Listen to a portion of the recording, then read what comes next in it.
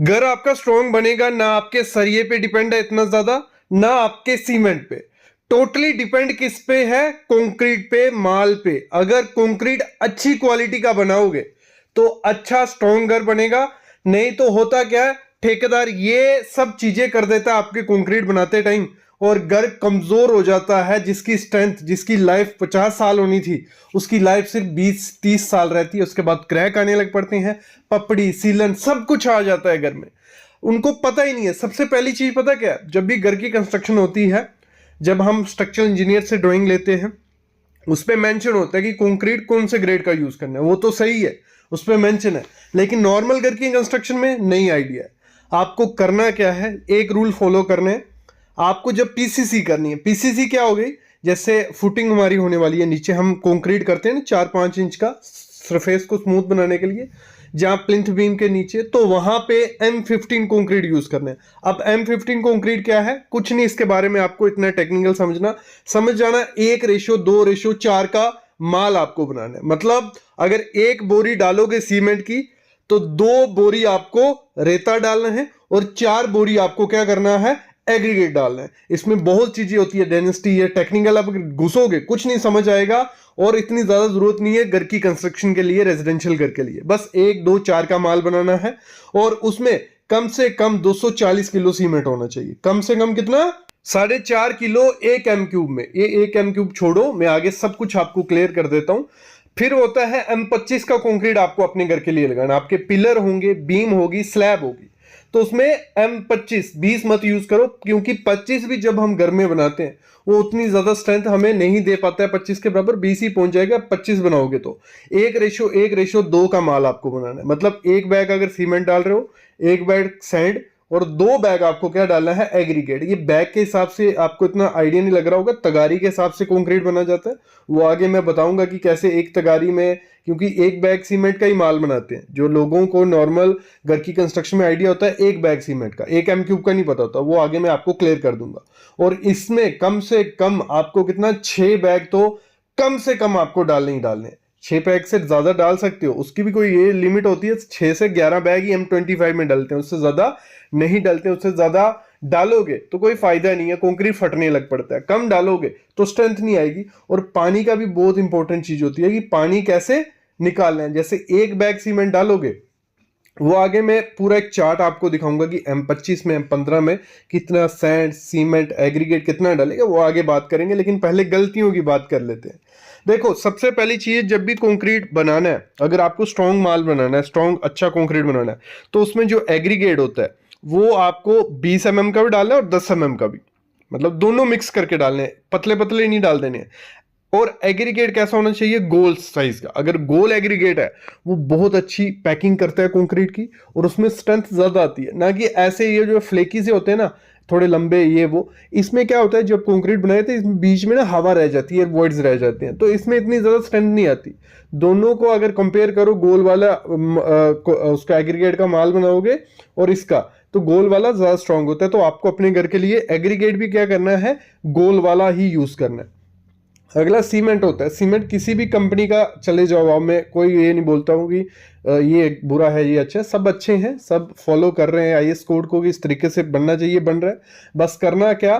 3 महीने ज्यादा पुराना सीमेंट नहीं लगाना है। कितना? 3 महीने ज्यादा पुराना सीमेंट आपको नहीं लगाना है, और प्रॉपर रेशियो डालनी है। जो रेशियो हमने पहले बात की ना कंक्रीट में, 1:2:, ये रेशियो जो होती है, इसमें अगर सही से कंक्रीट सीमेंट डालोगे कंक्रीट में, तो आपका कंक्रीट स्ट्रांग बनेगा, उसमें स्ट्रेंथ आएगी। क्योंकि कंक्रीट जो सीमेंट ही है, वो आपके कंक्रीट को पकड़ता है और बाद में स्ट्रेंथ वही देता है। तो ये चीज आपको करनी है। और अगर कंक्रीट को और ज्यादा स्ट्रेंथ आपको बनानी है, जो बड़ी बड़ी कंपनीज करती हैं अपनी कंक्रीट को मजबूत बनाने के लिए, रेक्रोन 3S फाइबर आता है। ये बहुत महंगा नहीं है, सिंपल सस्ता है। ये जब रेक्रोन 3S फाइबर डालते हो आप, जो कंक्रीट होता है एक दूसरे को और ज्यादा जोर से पकड़ लेता है, वो इतनी जल्दी टूटता नहीं है। अगर बाद में अर्थक्वेक वगैरह आता है कुछ, तो वो तब काम करता है कि कंक्रीट ने एक दूसरे को पकड़ा होगा। तो ये रेक्रोन 3S फाइबर, ये कुछ ऐसा रहता है, ये डाल देना है। साथ में अगर फुटिंग का कंक्रीट कर रहे हो, तो फिर तो बहुत प्रिकॉशन लेना है, क्योंकि मिट्टी में बहुत केमिकल्स होते हैं, पानी है। तो वहां पे क्या करो, LW+ भी डाल दो। डॉक्टर फिक्सिड का एक केमिकल आता है, जरूरी नहीं है डॉक्टर फिक्सिड का ही डालना है, कोई भी वाटर प्रूफिंग केमिकल कंक्रीट बनाते समय डाल दो। ये LW+ आता है, वैसे ही रॉफ कंपनी का आता है, और भी काफी कंपनी है जो आपके एरिया में मिलता है, आप डाल लो, कोई दिक्कत नहीं है, इससे आपका कंक्रीट और ज्यादा मजबूत हो जाता है। अगली चीज क्या करनी होती है, जब भी कंक्रीट करना है, ये वाइब्रेटर के बिना मत करना। ये वाइब्रेटर रहता है, इसको जब कंक्रीट में डाला जाता है तो ये वाइब्रेट करता है, जो भी अंदर हवा होती है, सब कुछ होता है ना, वो हवा को बाहर निकाल देता है, कंक्रीट एकदम कॉम्पैक्ट सा आपका हो जाता है। जब वो कॉम्पैक्ट हो गया, उसमें पानी जाने की जगह नहीं बचती, ना उसमें कोई हवा जाने की हवा रहती है बीच में, तो वो एकदम पत्थर की तरह हो जाता है। तो ये वाइब्रेटर के बिना अगर आपका ठेकेदार या कोई भी घर बना रहा है, उसको मत बनाने दो, इसके बिना घर स्ट्रांग नहीं होगा। अगली चीज क्या करनी है, जब भी कंक्रीट आपको करना होता है, मोस्टली मैं देखता हूँ लोग क्या गलती करते हैं, कंक्रीट को दूर से फेंकते हैं। 1.5 फीट मतलब सॉरी 1500 mm, 1.5 मीटर के दूर से कंक्रीट नहीं फेंकना है आपको। अगर 1.5 मीटर दूर से कंक्रीट फेंकोगे, उसका जो एग्रीगेट होता है वो अलग हो जाएगा, सीमेंट अलग हो जाएगा, वो उसमें सेग्रीगेशन हो जाएगी मटेरियल में, वो सही से कंक्रीट नहीं बनता, फिर सही से स्ट्रेंथ नहीं लेता। आपको ऐसी शूट यूज करनी है, आप पत्रे की बना लो, जो टीन आता है, टीन को फोल्ड किया, उसमें से कंक्रीट नीचे फेंको, इस तरीके से डालोगे तो आपका कंक्रीट स्ट्रेंथ पकड़ेगा। और फिर मोस्ट इंपॉर्टेंट होता है, जब हम कंक्रीट सब बना लिया, अच्छे से डाल दिया, फिर उसकी अगर तराई नहीं करेंगे 10 दिन, पानी नहीं पिलाएंगे, उसका जो केमिकल प्रोसेस रहता है, हाइड्रेशन का प्रोसेस रहता है, वो पूरा नहीं होगा, और तभी आपकी स्ट्रेंथ कम रह जाती है। स्ट्रेंथ तभी पूरी होती है 10 दिन अगर उस कंक्रीट को पानी मिले, कंटिन्यूसली उसको पानी मिलना चाहिए, नहीं तो उसमें से इतनी ज्यादा हीट निकलती है कि आपका कंक्रीट फट जाएगा। तो ये चीज होती है। मैं तो रिकमेंड करता हूं, जहां बड़े बड़े कंक्रीट होता है, RMC हो गया, मतलब सॉरी स्लैब हो गया, या आपके पिलर है, आपके एरिया में RMC आजकल हर इंडिया में मिलने लग पड़ा है, हर स्टेट में।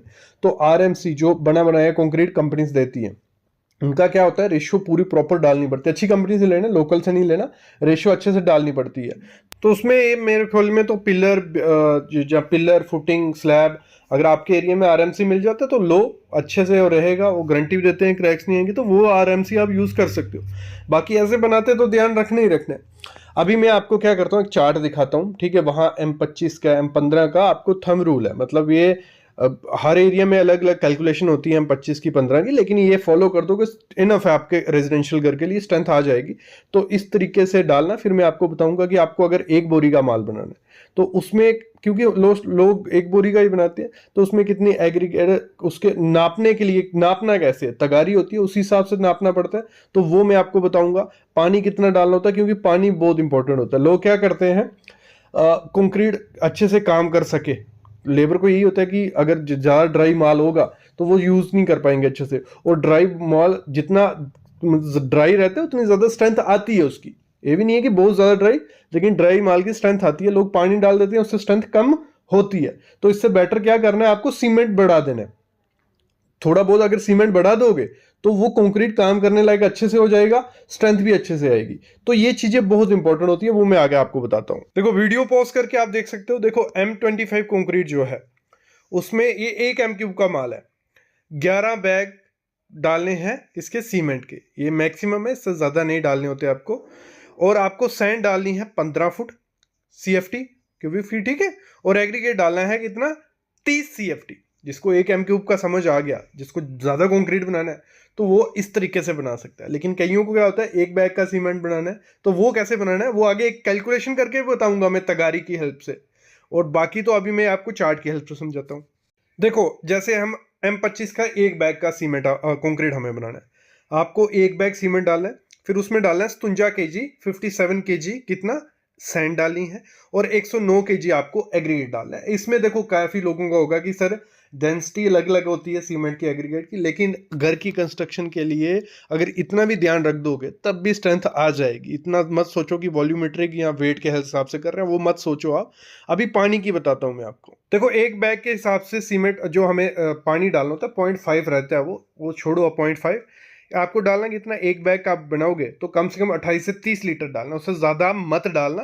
कंक्रीट दिखने में, काम करने में इजी हो जाता है, लेकिन स्ट्रेंथ कम हो जाती है। तो आपको 28 लीटर डालना है, जैसे M15 में 32 लीटर डालो। अभी मैं आपको कैलकुलेशन करना सिखाता हूँ कि तगारी के हिसाब से कितना आपको सीमेंट सैंड एग्रीगेट डालना होता है। सबसे पहली चीज देखो, जो एक सीमेंट का बैग हमें मार्केट में मिलता है किसी भी कंपनी, अंबुजा, ACC, 50 kg का होता है, 50 किलो का होता है।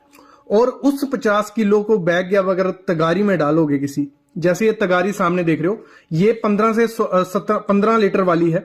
ऐसे ही आपको बोलना है कि हमें 17 केजी वाली तगारी दो या 16 केजी या 15 केजी, आपको वो तगारी मिल जाएगी। सबसे पहला काम ये करना है, तगारी आपको लीटर के हिसाब से मिलेगी, केजी के हिसाब से मिल जाती है। जब बोलोगे दे देंगे। नॉर्मल भी लोगे, जैसे ये सामने तगारी देख रहे हो, ऐसे लोगे तो एक तगारी में एक बैग सीमेंट आ जाता है। मतलब 3 तगारी में एक बैग सीमेंट आपका आ जाएगा। मतलब अप्रोक्स एक तगारी में 17 केजी आता है। मतलब 16.95 कुछ आता है। मतलब 17 केजी एक तगारी में सीमेंट आता है। कितना? 17 केजी। यहां तक क्लियर हो गया कि आपकी जो तगारी रहेगी, एक तगारी में 17 केजी आता है।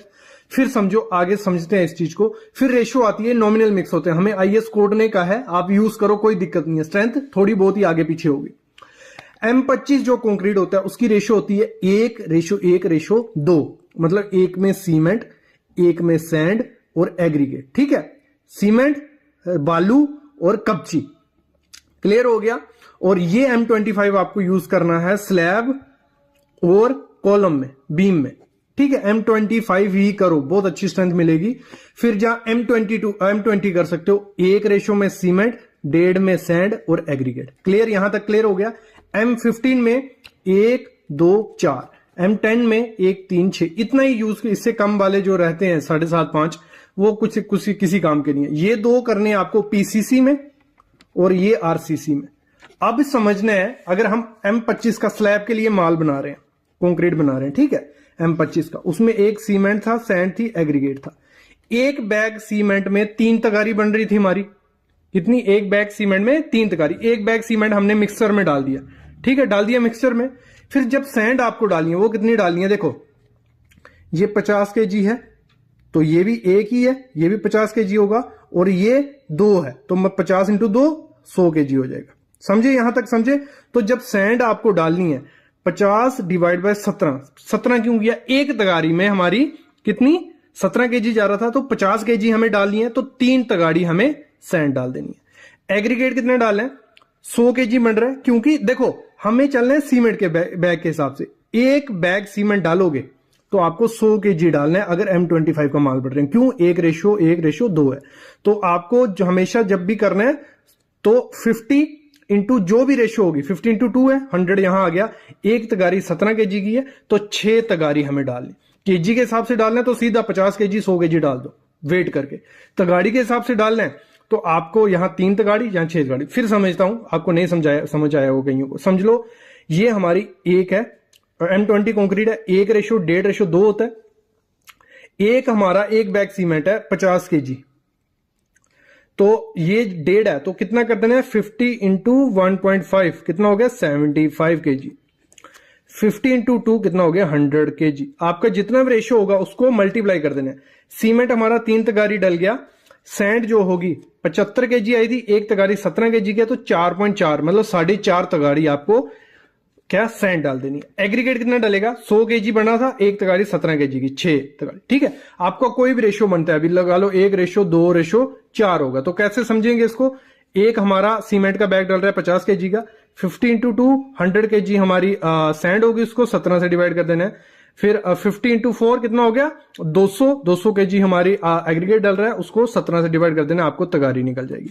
इस तरीके से निकलते हैं। मतलब आपकी सब डिपेंड किस पे होता है कि आप जो बर्तन यूज कर रहे हो पहला, ठीक है, तगाड़ी की आपको पता होना चाहिए उसमें 17 केजी आ रहा है, 15 केजी आ रहा है। उसको वेट कर लो, जहां दुकान से जब लोगे तो बोल के लेना कि 17 केजी 18 केजी डाल है। थोड़ा बहुत फर्क पड़ता है, सही से ये भी काम नहीं होता है, लेकिन इससे परफेक्ट हो जाता है एज कंपेयर टू जो ऐसे ही डाल रहे होते हैं, जितनी तगारी एक मन में उतनी डालती गई। तो इस तरीके से निकलता है। ये होगी एक वीडियो, ऐसी 3-4 वीडियो और आएंगी शाम तक।